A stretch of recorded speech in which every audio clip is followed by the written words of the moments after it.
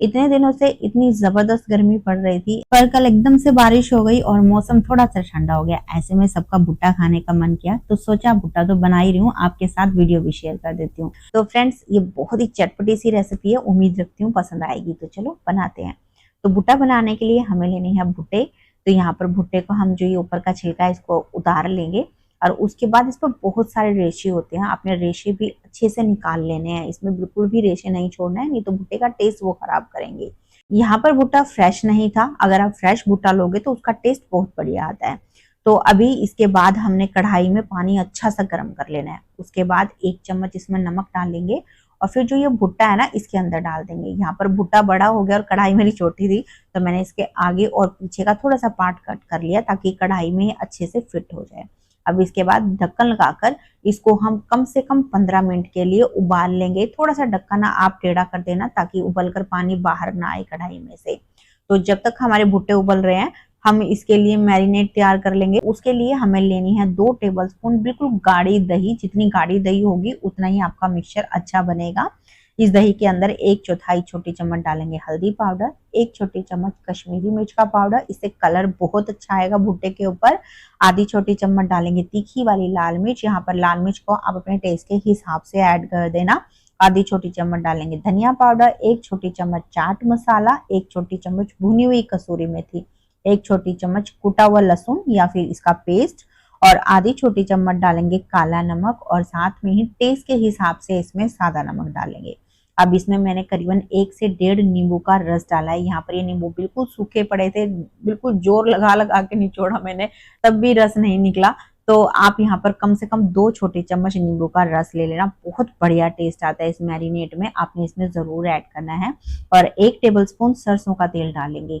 तो सरसों का तेल हमें कच्चा ही लेना है, तो ही हमें जो टेस्ट इसका चाहिए ना तंदूरी वाला वो आएगा। अगर आप पका के डालोगे तो टेस्ट अच्छा नहीं आएगा। बस अब इन सारी चीजों को अच्छे से हमें मिक्स कर लेना और बिल्कुल स्मूथ सा ये पेस्ट बना लेना है।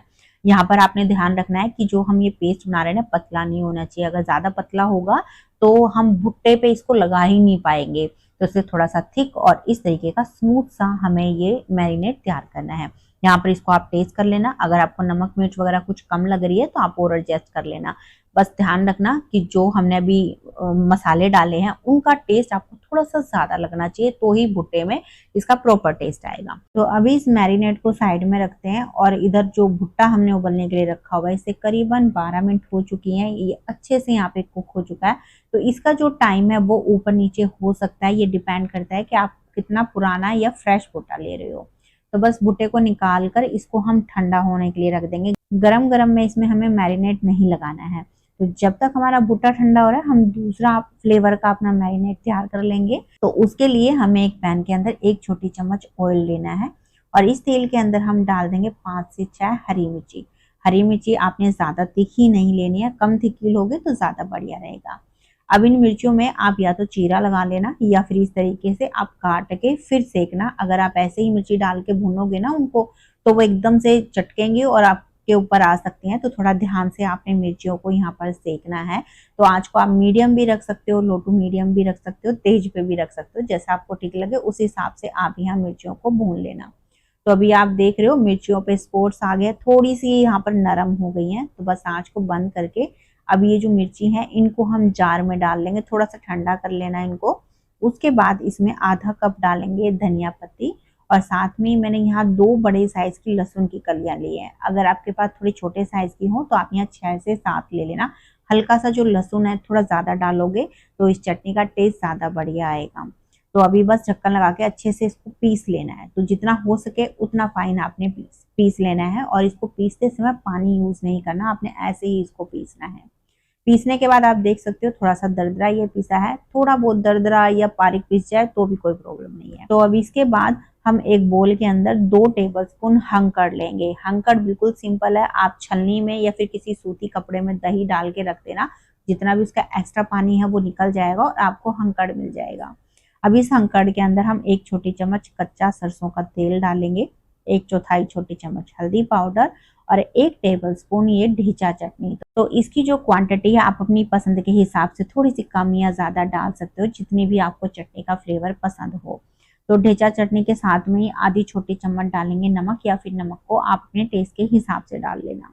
अब इसमें 1 टेबलस्पून नींबू का रस डालेंगे। बस अब इन सारी चीजों को अच्छे से मिक्स कर लेंगे और एक स्मूथ सा इसका पेस्ट बना लेना है। आपने या तो चम्मच से मिक्स करना है या फिर हैंड विस्कर से। मिक्सी में इसको नहीं पीसना है, नहीं तो जो दही है वो अपना मॉइस्चर छोड़ देगी और ये जो मैरिनेट है वो ज्यादा पतला हो जाएगा, फिर आपको भुट्टे पे लगाने में दिक्कत आएगी। तो अभी इसको आप टेस्ट कर लेना, अगर आपको कुछ कम लग रहा है नमक वगैरह तो आप एडजस्ट कर लेना। तो हमारे दोनों मैरिनेट तैयार हो गए हैं। अब इधर भुट्टा भी ठंडा हो गया है, तो हम पहले तंदूरी जो हमने मैरिनेट तैयार किया उसको भुट्टे पे लगाएंगे। तो अच्छे से आपने ब्रश से इसको लगाना है, थोड़ा सा थिक लेयर आप लगाओगे तो इसका टेस्ट ज्यादा बढ़िया आएगा। अब अगर आपके पास इस तरीके का ब्रश नहीं है तो सिंपल आप चम्मच से या हाथों से भी इसको लगा सकते हो। बस आपने अच्छे से पूरे भुट्टे के ऊपर इसको लगाना है।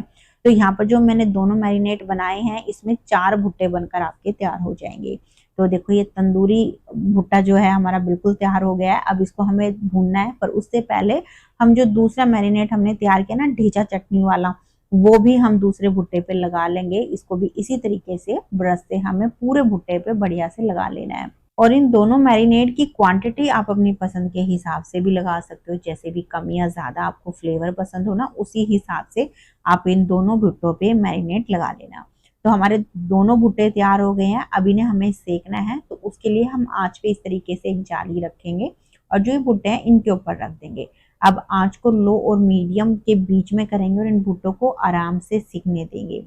बीच बीच में आप भुट्टों को थोड़ा बहुत उलटते पलटते रहना, ताकि भुट्टे चारों तरफ से अच्छे से भुन जाए। और साथ में थोड़ा बहुत मैरिनेट भी आप लगा देना, इसका जो फ्लेवर है वो और ज्यादा अंदर तक जाएगा और भुट्टे खाने में ज्यादा चटपटे और टेस्टी लगेंगे। तो अभी जैसे आप देख रहे हो ब्राउन स्पॉट से भुट्टों के ऊपर आ गए, अच्छे से यहाँ पे ये भुन गए हैं। तो अभी इसके ऊपर हम बटर लगाएंगे। अब ये बिल्कुल स्मोकी फ्लेवर देगा बटर, तो साथ में टेस्ट भी बहुत बढ़िया आएगा। तो आप कम से कम 2 बार तो भुट्टों पे बटर लगा लेना।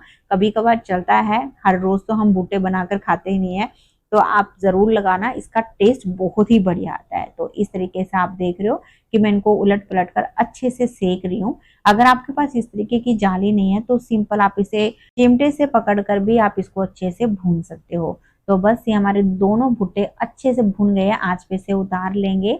तो मैंने सिर्फ 2 ही भुट्टे यहाँ पर भुने हैं, बाद में मैंने 2 भुट्टे और भुने थे।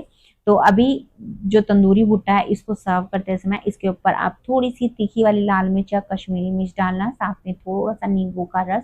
ऊपर से अभी आप चाहो तो यहाँ पर चाट मसाला भी डाल सकते हो, काला नमक भी डाल सकते हो, इसको थोड़ा और चटपटा फ्लेवर देने के लिए। तो ये तंदूरी भुट्टा बिल्कुल तैयार हो गया। आप देख सकते हो देखने में कितना ज्यादा बढ़िया लग रहा है और खाने में बहुत ही ज्यादा चटपटा और टेस्टी बना था। और इसी तरीके से यहाँ पर मैंने जो दूसरा भुट्टा है ढेचा चटनी वाला, उसके ऊपर डाला है चाट मसाला और नींबू का रस। तो आप अपने मनपसंद तरीके से इसके ऊपर मसाले डाल सकते हो, जितना भी कम या ज्यादा आपको मसाले पसंद हो उसी हिसाब से आप यहाँ मसाले इसके ऊपर ऐड कर लेना। और नहीं भी डालोगे तो भी ये दोनों बहुत ही अच्छे लगते हैं। तो आज की रेसिपी आपको कैसी लगी प्लीज कमेंट बॉक्स में बताना, और इन दोनों फ्लेवर को जब आप ट्राई कर लो तो अपना फीडबैक भी मेरे साथ शेयर करना। तो उम्मीद रखती हूँ फ्रेंड्स आज की रेसिपी आपको पसंद आई है। अगर थोड़ी सी भी अच्छी लगी है तो प्लीज लाइक का बटन जरूर दबाना, इसको अपने फैमिली फ्रेंड्स के साथ भी शेयर कर देना। और साथ में ही अगर आपको ऐसे ही इजी रेसिपी पसंद है जो आप आसानी से घर पे बना सको तो चैनल को सब्सक्राइब भी कर लेना। तो चलिए फिर मिलते हैं आपसे एक नई रेसिपी के साथ में।